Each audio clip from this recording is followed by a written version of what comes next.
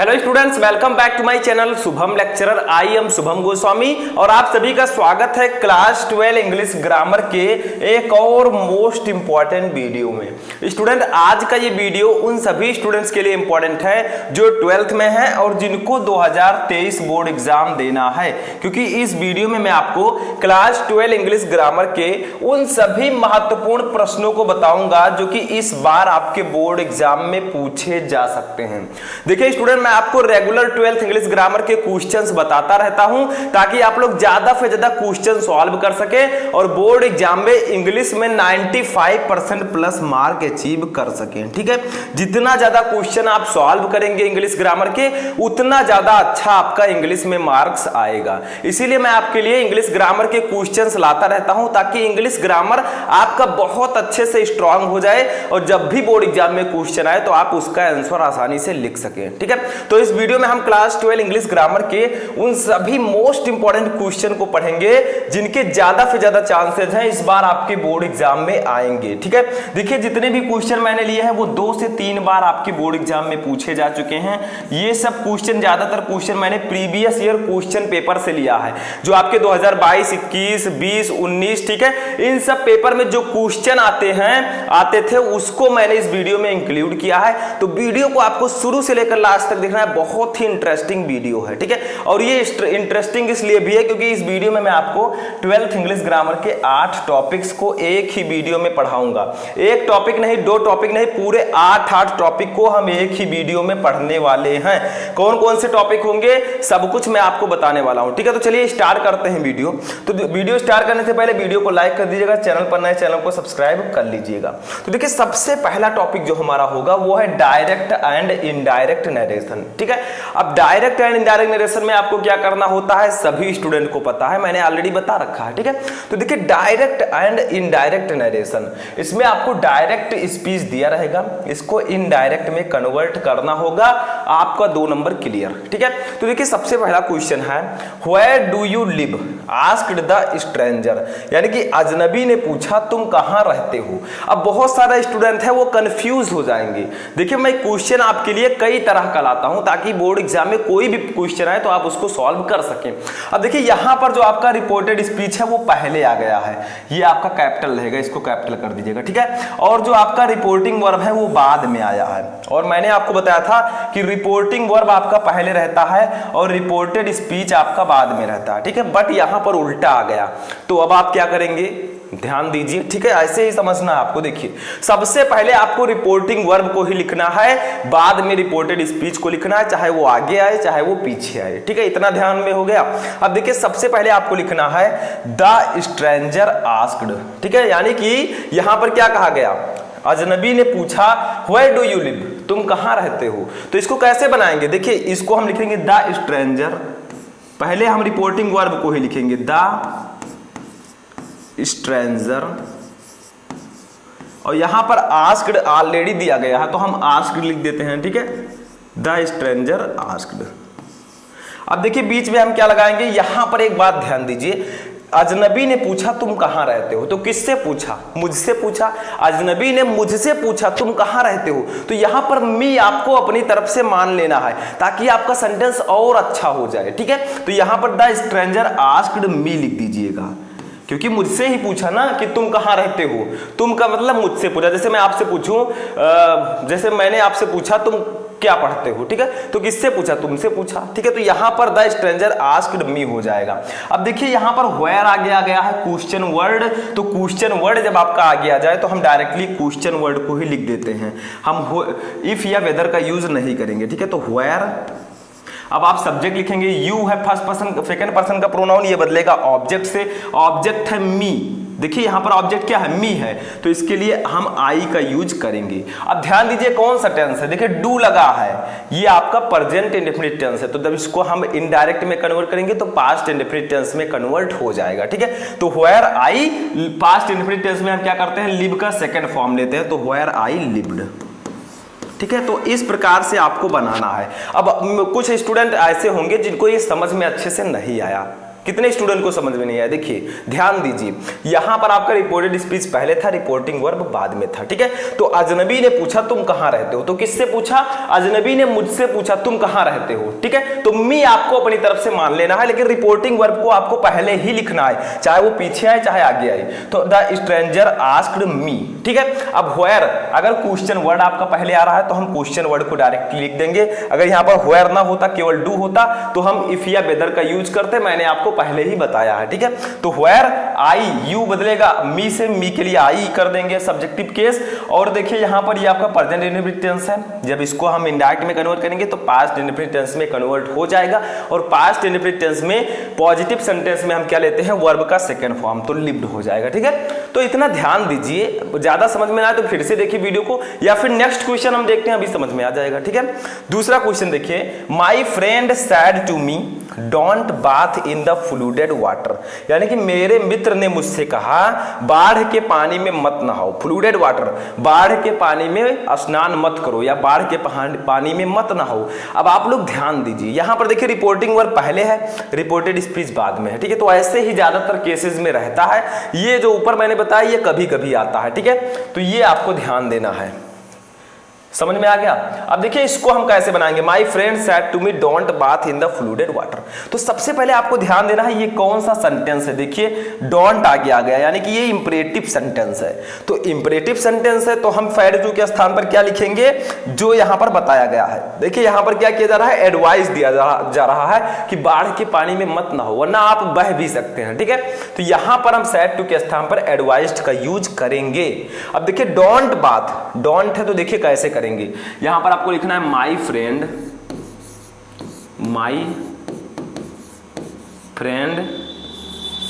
ठीक है, advised me, sad to के स्थान पर एडवाइज लिख देंगे। अगर यहां पर ऑर्डर दिया जाता तो हम ऑर्डर्ड लिखते, अगर यहां पर रिक्वेस्ट किया जाता तो हम रिक्वेस्टेड लिखते, ठीक है। तो माई फ्रेंड एडवाइज्ड मी, ठीक है। अब देखिए डोंट है, तो जब डोंट रहेगा तो हम क्या करेंगे?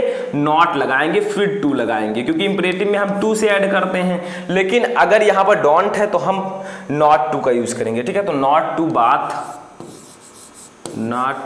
Bath in the flooded water,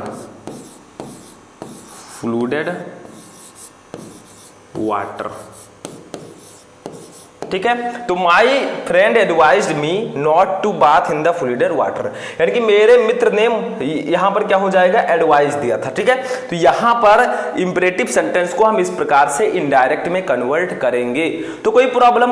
no problem. थोड़ा सा टफ है, अगर आपने रूल नहीं पढ़ा तो थोड़ा सा आपको लगेगा, ठीक है, प्रॉब्लम, लेकिन आप लोग समझ जाइएगा अच्छे से। समझ में आ गया डायरेक्ट एंड इनडायरेक्ट नरेशन। अब चलिए देखते हैं अपना नेक्स्ट टॉपिक क्या है। देखिए हमारा नेक्स्ट टॉपिक है सिंथेसिस ऑफ सेंटेंसेस। जब सिंथेसिस में होता क्या है आप सभी को पता है, दो या दो से अधिक सेंटेंसेस को जोड़कर हम एक सेंटेंस बनाते हैं, ठीक है। वो भी कौन सा सेंटेंस? जो हमें ब्रैकेट में दिया गया है। जैसे देखिए फर्स्ट क्वेश्चन है ही इज लेजी, वह आलसी है। ही स्कोर्ड गुड मार्क्स, उसने अच्छे अंक प्राप्त किए। अब दो सेंटेंस यहां पर है, यहां पर एक है ही इज लेजी और एक है ही स्कोर्ड गुड मार्क्स। अब इन दोनों को जोड़कर आपको एक सेंटेंस बनाना है, वो भी कंपाउंड सेंटेंस, बट इसका मीनिंग नहीं बदलना चाहिए, जो ऊपर है वही मीनिंग नीचे भी होना चाहिए, ठीक है। तो कैसे बनाएंगे? सिंपल है, देखिए he is lazy, he is lazy, बीच में हम लगा देंगे एट, ठीक है, एट ही स्कोर्ड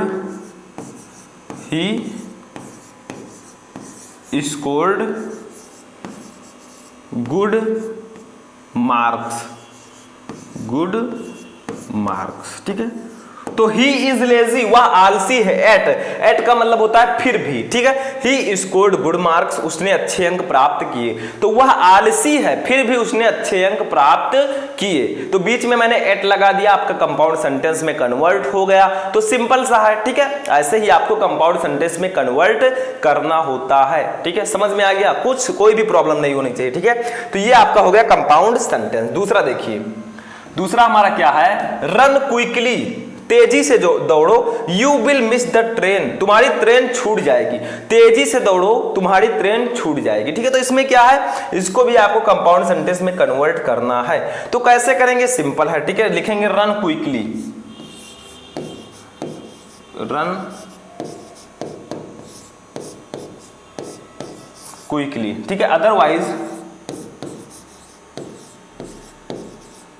अदरवाइज या आप और का भी यूज कर सकते हैं, ओ आर, ठीक है। और you will miss the train, ठीक है। You will miss the train.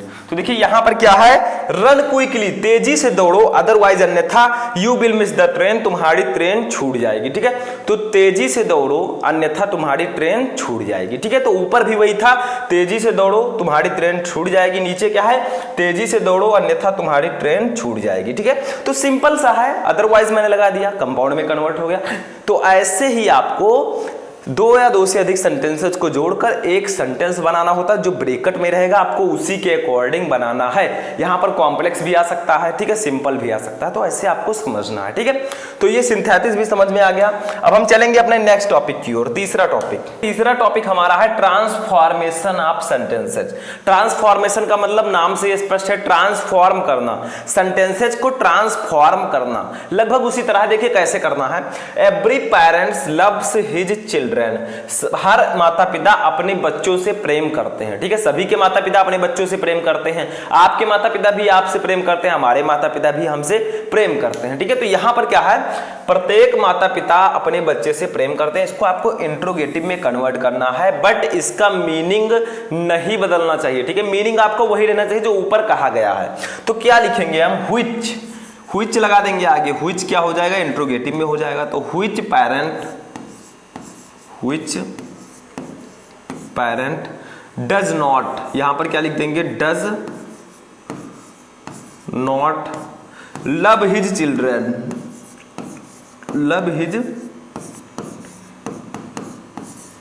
Children, ठीक है। तो देखिए यहां पर आप चाहे निगेटिव बनाइए, इसको इंट्रोगेटिव में आपको जरूर बनाना है, आपका मीनिंग सेम होना चाहिए, चाहे आप उसको निगेटिव में भी बना सकते हैं, ठीक है। तो हर माता पिता अपने बच्चों से प्रेम करते हैं, इसको मैंने किस प्रकार से बनाया, which parent does not love his children, question word लगा दिया, यानी कि ये इंट्रोगेटिव है, व्हिच आगे लगा है, ठीक है। तो किसके माता पिता अपने बच्चों से प्रेम नहीं करते, बताइए, किसके माता पिता अपने बच्चों से प्रेम नहीं करते। तो ऊपर क्या था, प्रत्येक हर माता पिता अपने बच्चों से प्रेम करते हैं, नीचे क्या है, किसके माता पिता अपने बच्चों से प्रेम नहीं करते। तो दोनों का मीनिंग लगभग सेम है, ठीक है। और ये आपका इंट्रोगेटिव में कन्वर्ट हो चुका है, मीनिंग भी नहीं बदला, ठीक है। तो यहां पर आपका ये हो जाएगा, किसके माता पिता अपने बच्चों से प्रेम नहीं करते, इसका मतलब यही होगा कि हर माता पिता अपने बच्चों से प्रेम करते हैं, ठीक है। तो ऐसे ही आपको ट्रांसफॉर्म करना होता है, मीनिंग ना बदले, ठीक है। ऐसे देखिए दूसरा हमारा है, do not insult the weak, यानी कि कमजोरों का अपमान मत करो, कमजोर जो लोग हैं उनका अपमान मत करो। इसको आपको बदलना है पैसिव वॉइस में, ठीक है। तो किसका अपमान मत करो, कमजोरों का, द वीक, ठीक है। तो ये आपका ऑब्जेक्ट हो जाएगा। और मैंने आपको बताया था कि जब आप पैसिव वॉइस किसी भी सेंटेंस का बनाते हैं तो पहले आपको ऑब्जेक्ट लिखना होता है, ठीक है। तो यहां पर लिखेंगे हम, पहले हम द वीक लिखेंगे क्योंकि ये ऑब्जेक्ट है, ठीक है। तो लिखेंगे द वीक। अब देखिए स्टूडेंट ये कौन सा टेंस है, देखिए ये आपका इंपरेटिव सेंटेंस है, सबसे पहले इंपरेटिव सेंटेंस है क्योंकि डू नॉट आगे लग गया। अब इंपरेटिव सेंटेंस को जब हम पैसिव वॉइस में बनाते हैं तो पहले तो हम ऑब्जेक्ट लिखेंगे ही, वो तो सब में हम लिखते हैं। तो द वीक, अब देखिए यहां पर हम शुड नॉट लगा देंगे, क्या लगा देंगे, should not B, not be, do not है तो हम शुड नॉट बी कर देंगे इसमें इंपरेटिव सेंटेंस में, ठीक है। शुड नॉट बी, इंसल्ट का थर्ड फॉर्म हो जाएगा इंसल्टेड, इंसल्टेड, ठीक है। तो the weak should not be insulted, ठीक है। तो ये आपका पैसिव वॉइस हो जाएगा। तो जब आप इंपरेटिव सेंटेंस का पैसिव वॉइस बनाएं तो क्या करें, आप शुड नॉट, शुड बी लगा दें, ठीक है। लेकिन यहाँ पर निगेटिव है, डू नॉट है, तो यहाँ पर नॉट हम लगा देंगे। तो the weak should not be insulted, ठीक है। तो ये ध्यान रखना है कि आपको पहले ऑब्जेक्ट लिखना होता है पैसिव वॉइस में, ठीक है। तो ये दोनों क्वेश्चन भी समझ में आ गए, नोट कर लीजिए अगर आप नोट करना चाहें। हम आगे बढ़ते हैं, चलिए, ठीक है।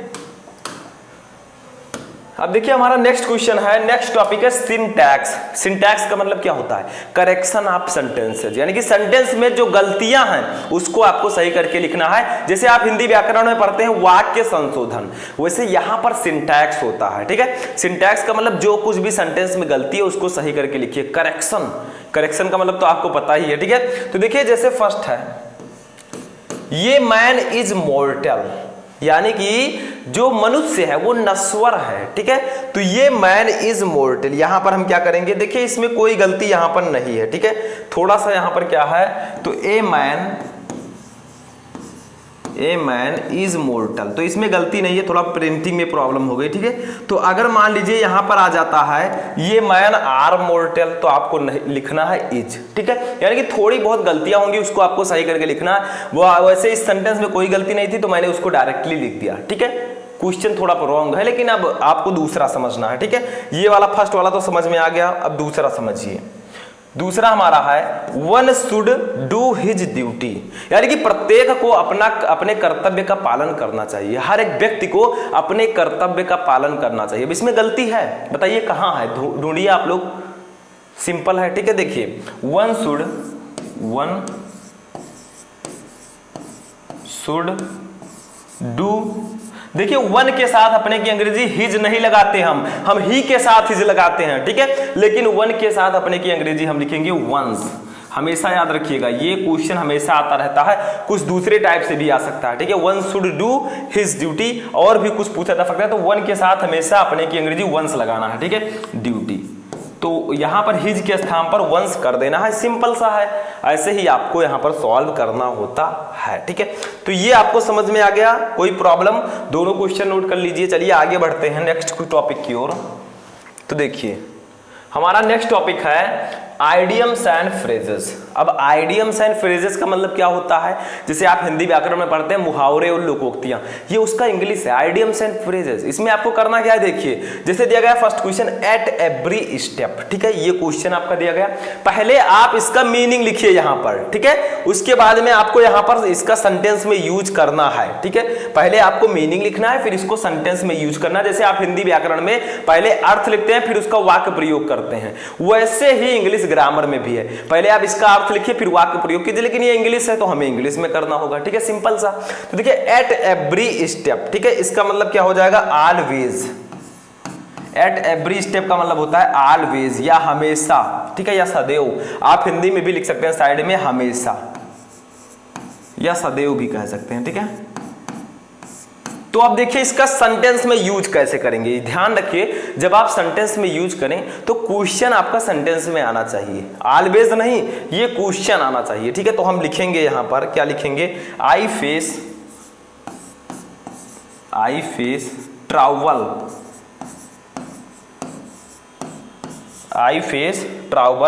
एट एवरी स्टेप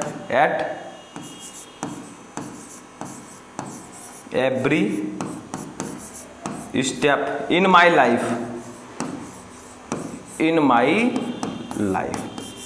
ठीक है। तो देखिए I face travel at every step in my life, मैंने अपने जीवन में हमेशा कठिनाइयों का सामना किया, परेशानियों का सामना किया, ठीक है। आई फेस का मतलब होता है सामना करना, ट्रैवल्स परेशानियों का, एट एवरी स्टेप हमेशा, इन माई लाइफ अपने जीवन में, मैंने हमेशा अपने जीवन में कठिनाइयों का सामना किया, ठीक है। तो यहां पर देखिए एट एवरी स्टेप जो आपका है, ठीक है, क्या है, एट एवरी स्टेप, वो इसमें आ चुका है, ठीक है। तो यही आपको सेंटेंस में यूज इस प्रकार से करना होता है। जो क्वेश्चन है आपका वो सेंटेंस में आना चाहिए। कोई जरूरी नहीं है आप सेम यही सेंटेंस लिखे, कोई दूसरा सेंटेंस भी लिख सकते हैं, बट क्वेश्चन आपका सेंटेंस में आना चाहिए, ठीक है। ऐसे हम दूसरा आप देखेंगे क्या है, ध्यान दीजिए, ये बाई हुक्स और बाई क्रुक, ठीक है। बाई हुक्स और बाई क्रुक, इसका मतलब क्या होगा, बाय एंड वे, इसका मतलब हो जाएगा किसी भी प्रकार से। By hooks or by crook, किसी भी प्रकार से, इसका मतलब क्या होगा, बाय एंड वे, किसी भी प्रकार से। तो देखिए इसका सेंटेंस में यूज कैसे करेंगे, now A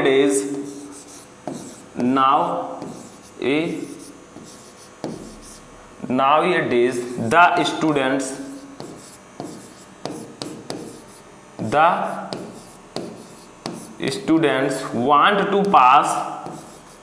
want to pass by hook or by crook, ठीक है। तो इसका मीनिंग क्या होगा, देखिए नाउअडेज आजकल द स्टूडेंट विद्यार्थी वांट्स टू पास, यानी कि पास होना चाहते हैं बाई हुक्स और बाई क्रुक, किसी भी प्रकार से। तो आजकल के विद्यार्थी जो हैं वो किसी भी प्रकार से पास होना चाहते हैं। बहुत सारे ऐसे स्टूडेंट हैं जो सोचते हैं मैं पढ़ूं ना, टहलूं और मनोरंजन करूं और मैं पास हो जाऊं। कैसे पास होंगे? अगर आप मेहनत नहीं करेंगे आप पास अच्छे से नहीं होंगे। पास भी हो गए तो 40, 50, 60% लाने से फायदा ही क्या है? कम से कम 60 प्लस, 70, 80, 90 आपका टारगेट होना चाहिए 90 प्लस, ठीक है। आपको अच्छे से तैयारी करनी है। जो स्टूडेंट हमारा वीडियो देख रहे हैं वो तो तैयारी बहुत अच्छे से कर रहे हैं, क्योंकि उन्हें पता है कि अगर आज से मैं ग्रामर पढ़ने लगूंगा तो मेरा सिलेबस अच्छे से कवर हो जाएगा एग्जाम आते आते, ठीक है। तो यहां पर क्या है, nowadays the student want to pass by hooks and crooks. तो देखिए कोई आपका क्वेश्चन इस वर्ड इस सेंटेंस में आ चुका है। तो आजकल के विद्यार्थी किसी भी प्रकार से पास होना चाहते हैं, वो कैसे भी पास हो जाए। बहुत सारे बच्चों को मैंने देखा है कि वो पेपर देने जब जाते हैं तो पेपर में 400, 500, 600, 1000 रुपए रख देते हैं ताकि एग्जामिनर ले लेगा पैसे और मुझे पास कर देगा। अरे वो कैसे पास करेगा? वो जैसे रूम में बैठा हुआ है, वो कॉपी चेक कर रहा है, सीसीटीवी कैमरे की निगरानी में वो कॉपी चेक करता है।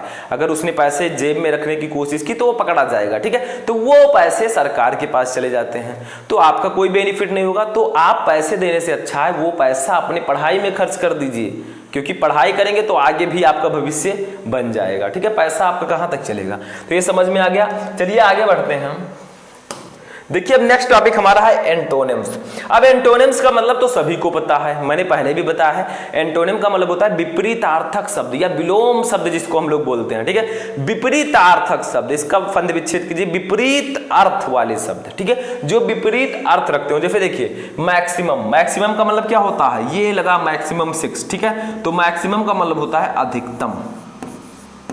मैक्सिमम का इंग्लिश हिंदी होता है अधिकतम। तो बताइए इसका एंटोनिम क्या होगा? इसका एंटोनिम हो जाएगा मिनिमम। मिनिमम का मतलब होता है न्यूनतम, ठीक है। मिनिमम का मतलब क्या होता है? न्यूनतम।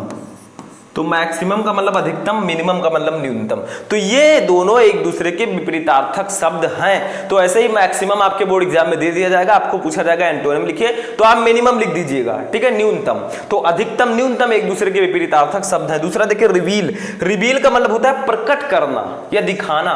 तो इसका क्या हो जाएगा? प्रकट करना। यहां पर लिख देता हूं मैं, प्रकट करना, ठीक है। तो बताइए इसका एंटोनिम क्या होगा? कंसील। कंसील, कंसील का मतलब क्या होता है? छिपाना,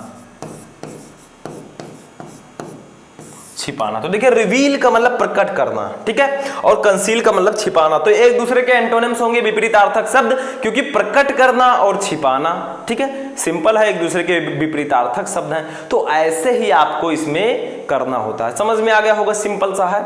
ऐसे अब दूसरा नेक्स्ट टॉपिक देखते हैं हम। ये देखिए नेक्स्ट टॉपिक हमारा है सिनोनिम। सिनोनिम्स का मतलब क्या होगा?